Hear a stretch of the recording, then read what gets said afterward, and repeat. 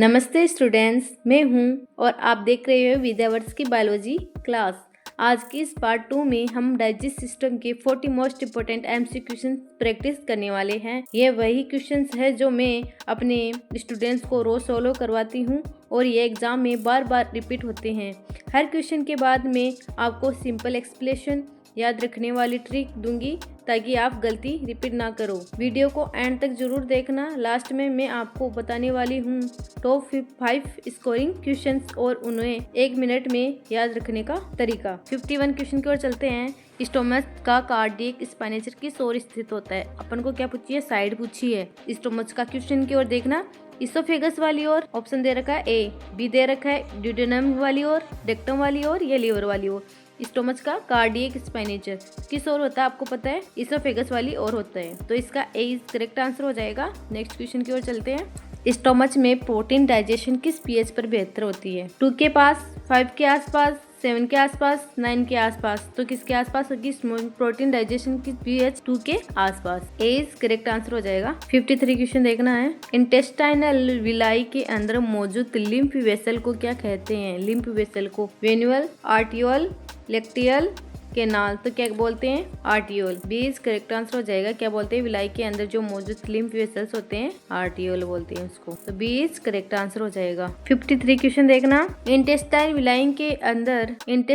Villi के अंदर मौजूद लिम्फ वेसल्स को क्या कहते हैं? क्या कहते हैं? वेनुअल, आर्टियोल, लेक्टल या केनाल। तो इसका वेनुअल तो होगा नहीं, आर्टियोल भी नहीं होगा, केनाल भी नहीं होगा, लेक्टियल हो जाएगा। तो सी इज करेक्ट आंसर हो जाएगा। क्वेश्चन क्या है? अंदर के मौजूद लिम्फ वेसल्स को क्या बोलते हैं? लेक्टियल। तो C is correct answer. Next question की ओर चलते हैं। कार्बोहाइड्रेट डाइजेशन अंत में किस एंजाइम में पूरा होता है? एंजाइम से रिलेटेड बहुत क्वेश्चन पूछा जाता है एग्जाम में, कॉम्पिटिटिव एग्जाम होती है, उसमें जो डाइजेशन में जो होते हैं ना एंजाइम्स, उसके बारे में बहुत क्वेश्चन करते हैं। इसका ऑप्शन दे रखा है trypsin, lipase, disaccharide, pepsin. D दे रखा है पेप्सिन। इसमें करेक्ट आंसर कौन सा हो जाएगा? कार्बोहाइड्रेट में पूछा है तो क्या हो जाएगा? डाइसेकेराइडेट। सी इज करेक्ट आंसर हो जाएगा। प्रोटीन का फाइनल एब्जॉर्प्शन किस रूप में होता है? फाइनल एब्जॉर्प्शन मतलब अवशोषण, मतलब किस फॉर्म में होता है? तो whole protein, peptides, amino acid, fatty ड्रोफिलेट। तो इसमें कौन सा आंसर हो जाएगा? जो एमिनो एसिड होता है,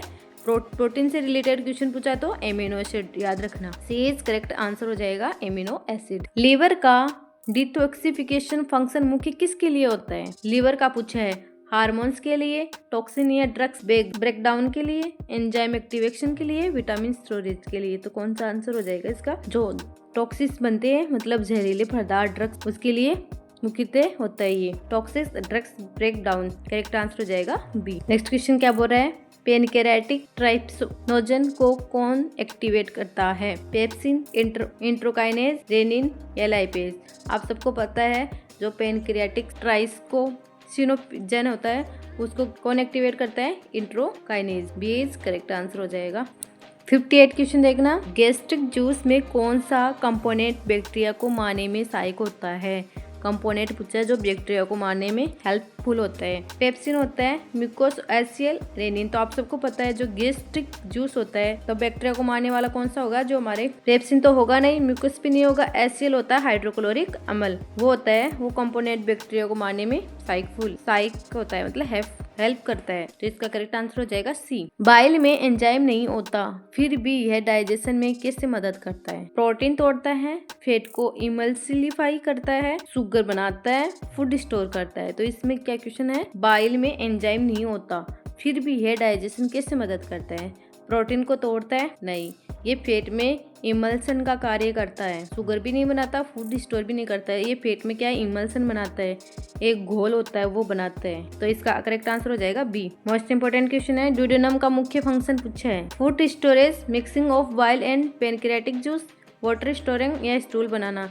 इसका करेक्ट आंसर हो जाएगा mixing of bile pancreatic juice. B is correct answer. Most important question है साथियों, बोलस। बोलस क्या होता है? शब्द किसके लिए प्रयोग होता है? बोलस होता है एक जिसको अपन भोजन करते हैं तब एक बॉयल सा बन जाता है। ये होता है माउथ में चबाया गया एक फूड मास होता है, टुकड़ा होता है भोजन का। अपन मुंह में भोजन ग्रहण करते हैं तब एक जो बन जाता है फूड मास बन जाता है। माउथ में अपन भोजन चबाते हैं तब एक टुकड़ा सा बन जाता है फूड में। 61 क्वेश्चन देखना है। मोस्ट मोस्ट इम्पोर्टेंट क्वेश्चन है, बोलस शब्द किसके लिए प्रयोग हुआ है।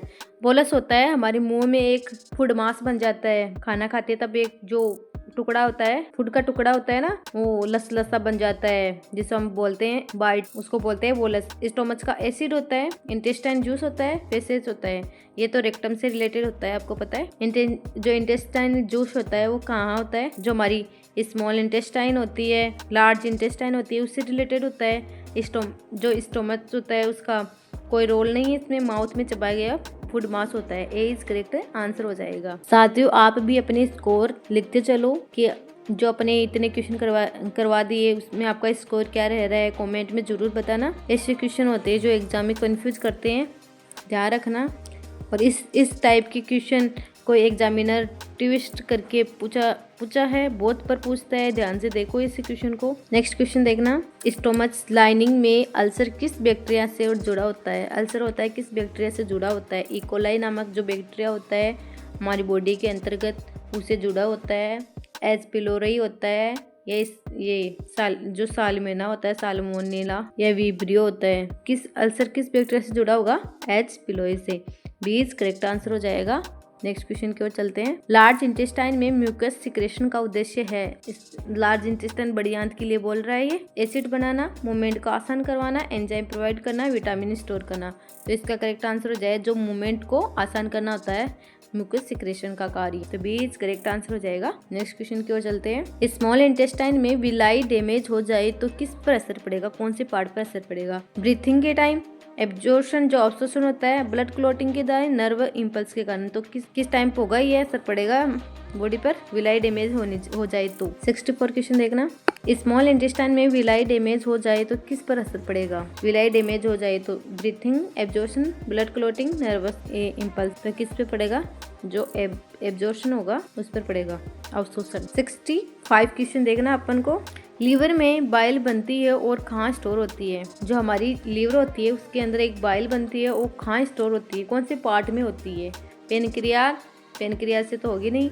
गोल ब्लेंडर, डुडेनम, जेजुनम, ये दोनों भी नहीं होगी तो बचा कौन सा, बी इज करेक्ट आंसर हो जाएगा। 66 क्वेश्चन देखना, पेनक्रियाज का एक्सोक्राइन पार्ट को क्या रिलीज करता है। एक्सोक्राइन पूछा है, 2 पार्ट्स होते हैं, एक एंडोक्राइन होता है, दूसरा होता है एक्सोक्राइन। तो इसमें इंसुलिन, ग्लाइकोजल, डाइजेशन एंजाइम्स, बाइल। तो इसका करेक्ट आंसर हो जाएगा सी, जो डाइजेस्टिव एंजाइम्स होते हैं वो एक्सोक्राइन पार्ट रिलीज करता है। नेक्स्ट क्वेश्चन की ओर चलते हैं। लैक्टोज इंटॉलरेंस किस एंजाइम्स की कमी से होता है। माल्टेज की, लैक्टेज की, सुक्रोज की या एमाइलेज की।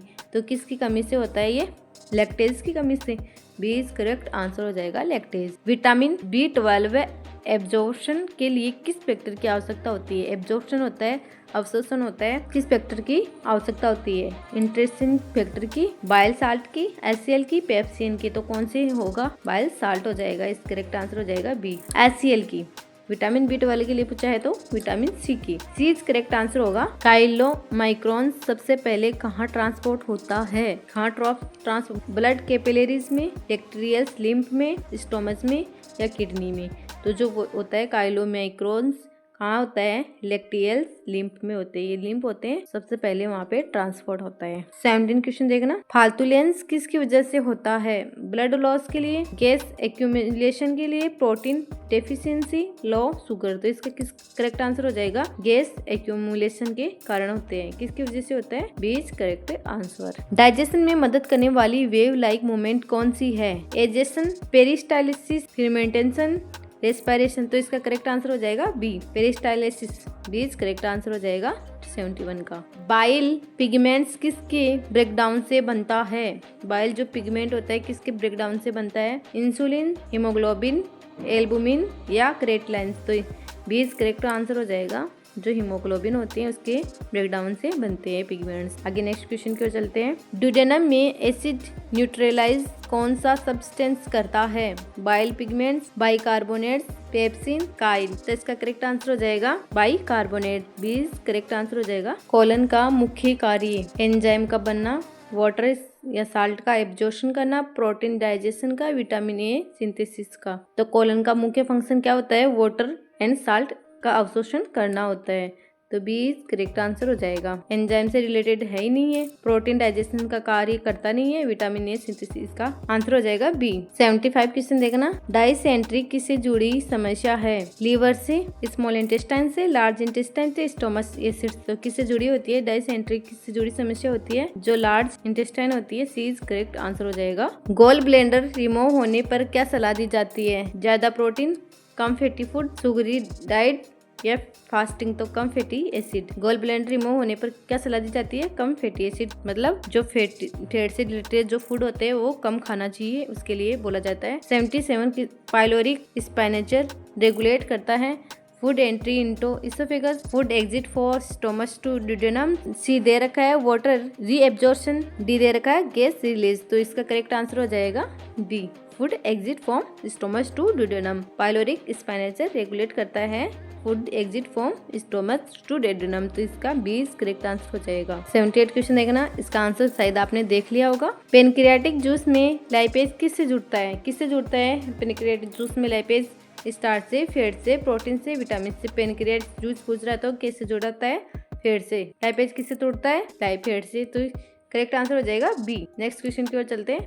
79 क्वेश्चन देखना, अपेंडिसाइटिस में दर्द आमतौर पर कहाँ महसूस होता है? लेफ्ट अपर डाउन में, राइट लोअर एब्डोमेन में, चेस्ट में, बैक में। तो इसमें जो आंसर होगा इन दोनों में तो होगा नहीं। अपेंडिक्स किससे रिलेटेड होता है? जो राइट लोअर एब्डोमेनल होता है उसे दर्द आमतौर पर वही महसूस होता है। बी करेक्ट आंसर हो जाएगा। 80 क्वेश्चन देखना, स्टूल का ब्राउन रंग किस पिगमेंट से आता है? Bilirubin, stercobilin, melanin, haemoglobin. तो किसके कारण होता है? बी करेक्ट आंसर हो जाएगा स्टेरोकोबिलिन। 81 क्वेश्चन देखना, इंटेस्टाइनल ब्लॉकेज को मेडिकल टर्म में क्या कहते हैं? अल्सर या कैरिहोसिस या जेनेटिक्स। तो इसका करेक्ट आंसर हो जाएगा सी इज करेक्ट आंसर हो जाएगा। नेक्स्ट क्वेश्चन की ओर चलते हैं। पेप्सिनोजन किसका इनएक्टिव फॉर्म है? किसका? ट्राइप्सिन का, पेप्सिन का, लाइपेज का, रेनिन का। तो इसका करेक्ट आंसर हो जाएगा ए इज करेक्ट आंसर हो जाएगा ट्राइप्सिन। 82 क्वेश्चन देखना, पेप्सिनोजन किसका इनएक्टिव फॉर्म है? ट्राइप्सिन का, पेप्सिन का, लाइपेज या रेनिन। तो इसका करेक्ट आंसर हो जाएगा पेप्सिजन किसका है? पेप्सिन का। नेम से ही रिलेटेड है पेप्सिन। नेक्स्ट क्वेश्चन की ओर चलते हैं।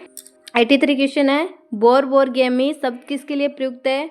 वोमिटिंग, स्टोमच ग्रोविंग साउंड्स या डायरिथिया या कॉन्स्टिपेशन। तो इसका करेक्ट आंसर हो जाएगा स्टोमच ग्रोविंग साउंड्स का। जो हमारे स्टोमच से, आमाशय से साउंड निकलता है उसके लिए यूज किया जाता है ये सब। नेक्स्ट क्वेश्चन की ओर चलते हैं। स्मॉल इंटेस्टाइन की वॉल में ग्लैंड्स होती है, बुर्नन्स ग्लैंड्स या फिर Bowman's capsule, sweats glands, salivary gland. तो इसका करेक्ट आंसर हो जाएगा जो वुमेन्स कैप्सूल होते हैं वो स्मॉल इंटेस्टाइन की वॉल की ग्लैंड होती है। नेक्स्ट, स्मॉल इंटेस्टाइन की वॉल में ग्लैंड पाई जाती है, मतलब 84 क्वेश्चन देखना, स्मॉल इंटेस्टाइन की वॉल में ग्लैंड्स होती है, बुर्नन्स ग्लैंड्स या फिर वुमेन्स कैप्सूल, व्हीट ग्लैंड्स या सैलिवरी ग्लैंड्स। इसका ए इज करेक्ट आंसर हो जाएगा। जो ब्रुनर्स ग्लैंड्स होती है वो स्मॉल इंटेस्टाइन की वॉल में पाई जाती है। नेक्स्ट क्वेश्चन की ओर चलते हैं। 55 क्वेश्चन देखना, प्रोटीन डाइजेशन शुरू कहाँ होता है?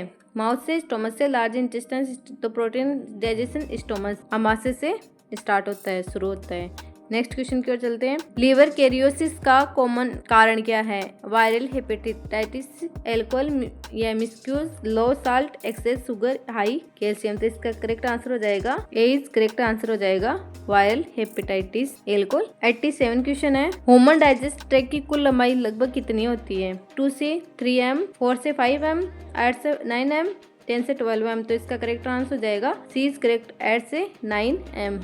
लगभग इतनी लंबाई होती है ह्यूमन डाइजेस्ट ट्रैक्ट की। आगे नेक्स्ट क्वेश्चन की ओर चलते हैं। 88 क्वेश्चन देखना है। स्टोमच से स्मॉल इंटेस्टाइन में एंट्री करने वाला भोजन कहलाता है बोलस, काइम, काइल या फेसिस। ये तो रेक्टम से रिलेटेड है, ये होगा नहीं, बोलस भी नहीं होगा। बोलस आपको बताया था थोड़ी देर पहले, chyme. B is correct answer हो जाएगा काइम। नेक्स्ट क्वेश्चन की ओर चलते हैं। रेक्टम का मुख्य फंक्शन पूछा है, डाइजेशन का, एब्जॉर्प्शन का, टेम्परेरी स्टोरेज ऑफ फेसेस का, विटामिन सिंथेसिस। रेक्टम का मुख्य फंक्शन पूछा है, अभी बताया था faeces, temporary storage of faeces. C correct answer हो जाएगा 89 का। 19 क्वेश्चन देखना, डायरिथ्रिया में मुख्य समस्या होती है एक्सेस प्रोटीन की, वाटर लॉस की, ऑक्सीजन की कमी या लो एंजाइम की। तो आपको पता है वाटर लॉस होगा, उसके कारण तो होती है डायरिथ्रिया में मुख्य समस्या। तो इस बीच करेक्ट आंसर हो जाएगा, 20 करेक्ट आंसर हो जाएगा water loss. Very good students, अगर आपने 40 में से 25 या उससे ज़्यादा सही किया, आपका कॉन्सेप्ट स्ट्रॉन्ग हो रहा है, जो क्वेश्चंस गलत हुए हैं उन्हें कॉपी में लिख लो, यही से क्वेश्चन एग्जाम में रिपीट होते हैं। नेक्स्ट क्लास में हम रिवीजन करेंगे या फिर नेक्स्ट टॉपिक की ओर चलेंगे। अगर यह क्लास आपके लिए हेल्पफुल रही हो, लाइक कर देना, फ्रेंड्स के साथ शेयर कर देना और विद्यावर्त को सब्सक्राइब कर लेना ताकि हमारी नेक्स्ट क्लास आप तक ऑटोमेटिकली पहुंच जाए।